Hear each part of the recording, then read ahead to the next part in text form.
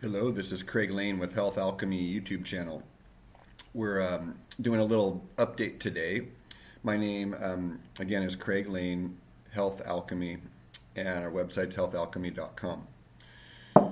We're going to talk today a little bit about the aspects of, on one side of a duality, the voluntary and the involuntary. So I have a video blog already titled Duality, and if you want to get a preface to this talk, you might listen to that. That'll give you some context. Duality is the talk on the 2013 video blogs.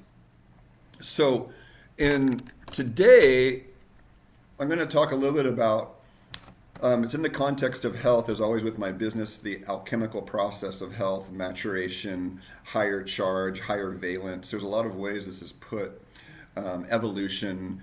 And so I'm just finishing up a 21-day cleanse. It kind of started a bit late, but I'm going to speak to a few things that have come up for a lot of people with this latest moon also. And there's too much to go into just a backstory, but voluntary things are things that we can consciously initiate. And involuntary things are things that happen to us, correct? Good. So if you're listening to this, think about some of the things in your own body that are completely involuntary. Like I voluntarily take a drink, right, of tea. I swallow it, that's voluntary. And pretty much from that point down, I can feel it going down. Now it's involuntary to some degree. That's why I began my yogic path 30 years ago. I got the bait and switch real good as a young man. You know, I wanted to control the involuntary. And that's part of voluntary is associated with ego. And ego is a function of spirit. Ego is a tool of spirit. It's a tool of awareness. It's a tool of perception. That is all the ego is. And one of my teachers likes to call it a verb. It has to be in action. When there's cessation and peace, the ego sort of goes in the back seat. It doesn't go away. So when I feed this mouth, that's voluntary function of ego. There are two main things that I'm going to speak to that are the main points to potentially take away. And this may be a 5 or 10 minute talk. So if you're at that point and you want to come back later, then these are the 2 points. And you come back to this point often is the breath and our thinking are two things that are both involuntary and voluntary. I would add to that, suffering and pain can also be voluntary and involuntary, right? I can clunk on the head, voluntary suffering. And the context of this is I'm finishing up a cleanse, and so there's voluntary austerity. It's not suffering, it's just voluntary limitation. And then I don't have the involuntary suffering of poor health. Can you kind of see that? That's the basis of my life, my practice, why I teach the way I do. So we can control our breath via our mind, but we can also control our mind through conscious thinking. However, if we're asleep at the wheel, then our entire life is involuntary. And if our life is involuntary, we like to say we're asleep. And in the higher level male health that I use through the Mankind Project, one of their parameters of male health is you're awake. You're not asleep at the wheel. However, the shame story is something that's involuntary because that's part of the other part is thinking is both voluntary and involuntary. So can you start to see, like, we're looking to find cracks into a person's awareness. And so this voluntary, involuntary thing, my interface for you is through health.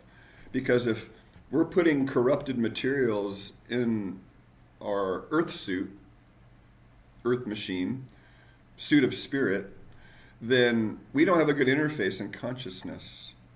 And then we don't think clearly and we're asleep. And then all the patterns around us, so you think of that, we're in a big cauldron of soup and we're one ingredient kind of bobbling around in it. And then you're at the mercy of the soup. And look around you. It's sort of a hard time to be asleep at the wheel, isn't it? I mean, I sort of saw 30 years ago, didn't really, there's degrees of waking up. I believed long ago I got the enlightenment bug, and that's another talk. but my voluntary action was to seek enlightenment. The involuntary eventually came in, which was the true seeing of what that is. It's not a attainment, it's not an acquisition, it's something in us wakes up and something in us sees what's always and already here. It doesn't mean we find our golden shrouded, effortless light body, because it's already there. We just sort of start to merge with it a bit more, like a musical instrument. It's kind of one version I like. You know, when you're chaotic learning how to play, it's not a very harmonious signal, and that's what a lot of people give off.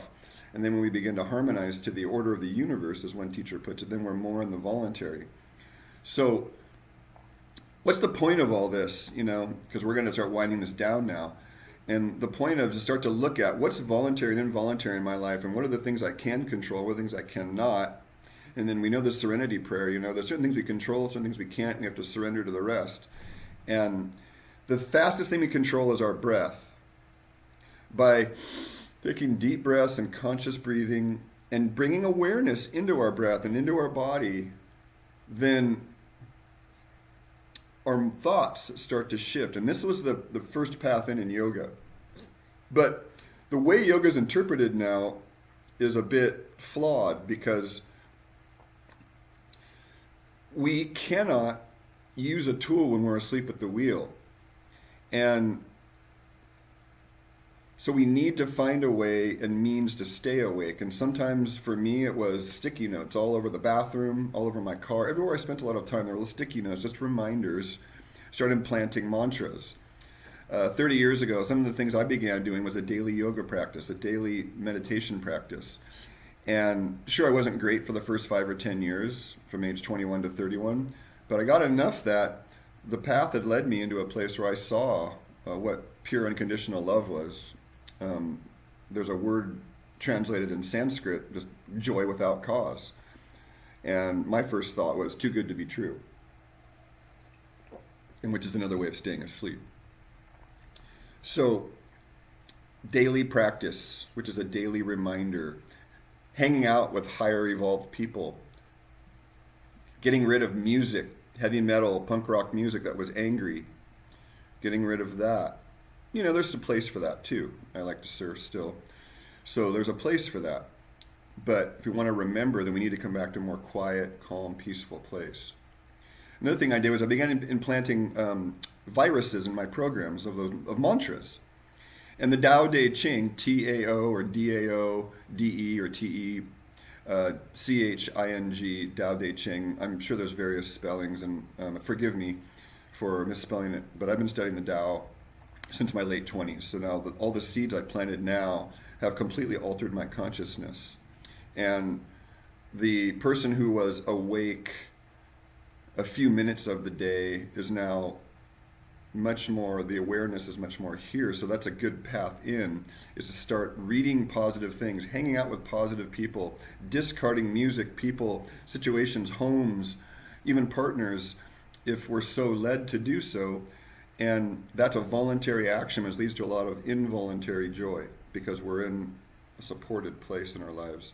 So this could be continued, and it could be a long, long, long discussion. But as you can see, if you just start to look at my thoughts and my breath are the two primary places I can go, voluntary and involuntary. There's default programming of the soup I'm in. And if, in case you hadn't noticed, the people in control are in a capitalistic world. They're invested in controlling us. They're invested in manipulating us. The people in control. I don't like the word the they, but I have seen in 35 years of investigating and 20 years full-time health and 30 years yoga, 30 years of life changes after a broken neck, that I can honestly tell each and every one of you that we have to take some active will and make our lives better. There is grace, and some people get that grace, whether it's dharma, karma, you know, whatever cause and effect of previous lives or whatever concept or pattern you believe in.